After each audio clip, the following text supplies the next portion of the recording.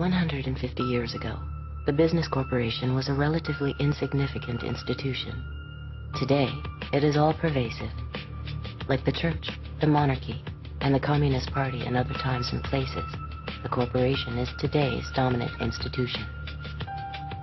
This documentary examines the nature, evolution, impacts, and possible futures of the modern business corporation. Initially given a narrow legal mandate, what has allowed today's corporation to achieve such extraordinary power and influence over our lives? We begin our inquiry as scandals threaten to trigger a wide debate about the lack of public control over big corporations.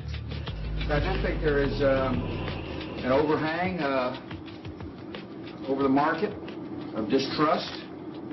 Listen, 95% or some percentage, huge percentage of the business community are honest and reveal all their assets. And got compensation programs that are balanced, but there are some bad acts. The media debate about the basic operating principles of the corporate world was quickly reduced to a game of follow the leader. I still happen to think the United States is the greatest place in the world to invest. We have some shakeups that are going on because of a few bad apples.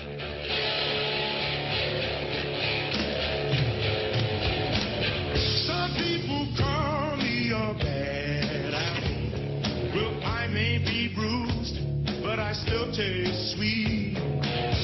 Some people call me a bad apple, but I may be the sweetest apple on the tree.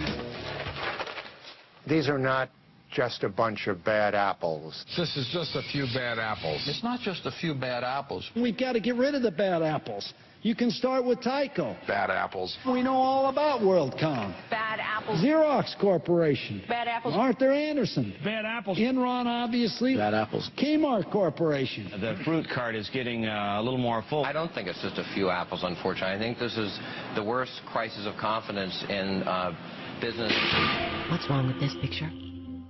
Can't we pick a better metaphor to describe the dominant institution of our time? Through the voices of CEOs, whistleblowers, brokers, gurus and spies, insiders and outsiders, we present the corporation as a paradox, an institution that creates great wealth but causes enormous and often hidden harms.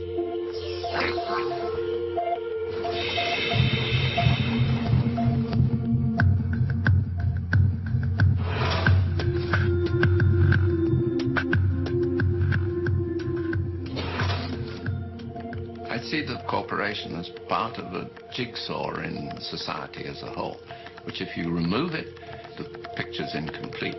But equally, if it's the only part, it's not going to work. A sports team. Some of us are blocking and tackling, some of us are running the ball, some of us are throwing the ball, but we all have a common purpose, which is to succeed as an organization. A corporation is like a family unit. People in a corporation work together for a common end. Like the telephone system, it reaches almost everywhere. It's extraordinarily powerful. It's pretty hard to avoid. And it transforms the lives of people, I think, on balance, for the better. The eagle, soaring, clear-eyed, competitive, prepared to strike, but not a vulture. Noble, visionary, majestic, that people can believe in and be inspired by, that creates such a lift that it soars. I could see that being a good logo for the principal company. Okay, guys, enough bullshit. Corporations are artificial creations. You might say they're monsters trying to devour as much profit as possible at anyone's expense. I think of a whale, gentle, big fish, which could swallow you in an instant. Dr. Frankenstein's creation has overwhelmed and overpowered him, as the corporate form has done with us.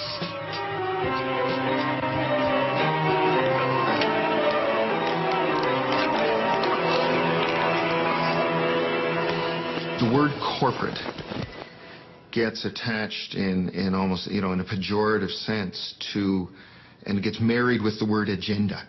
And one hears a lot about the corporate agenda, as though it is evil, as though it is an agenda which is trying to take over the world.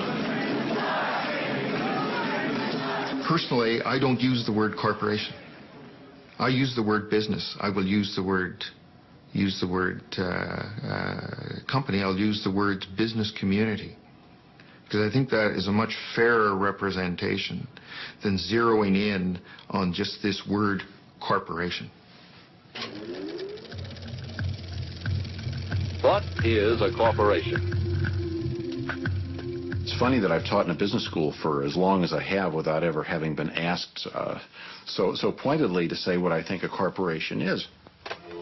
It is one form of business ownership. It's a group of individuals working together to serve a variety of objectives, the principal one of which is earning large, growing, sustained, legal returns for the people who own the business.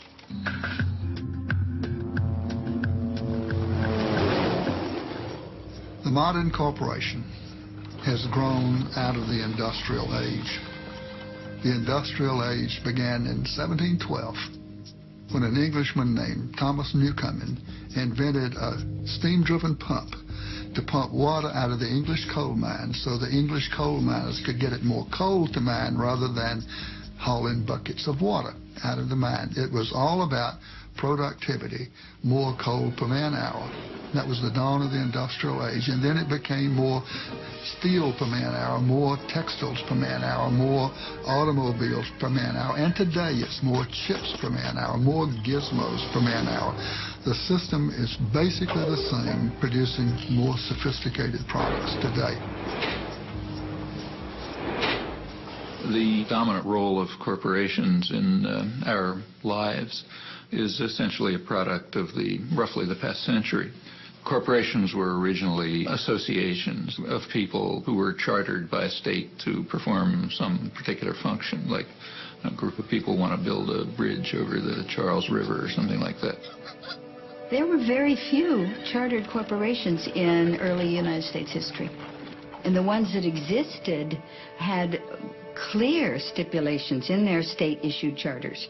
How long they could operate, the amount of capitalization, what they made or did or maintained, a turnpike, whatever, was in their charter, and they didn't do anything else. They didn't own or couldn't own another corporation.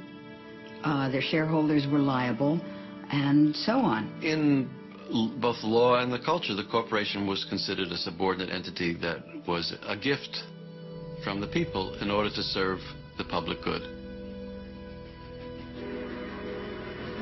So you have that history, and we shouldn't be misled by it. It's not as if those were the halcyon days when all corporations served the public trust, but there's a lot to learn from that.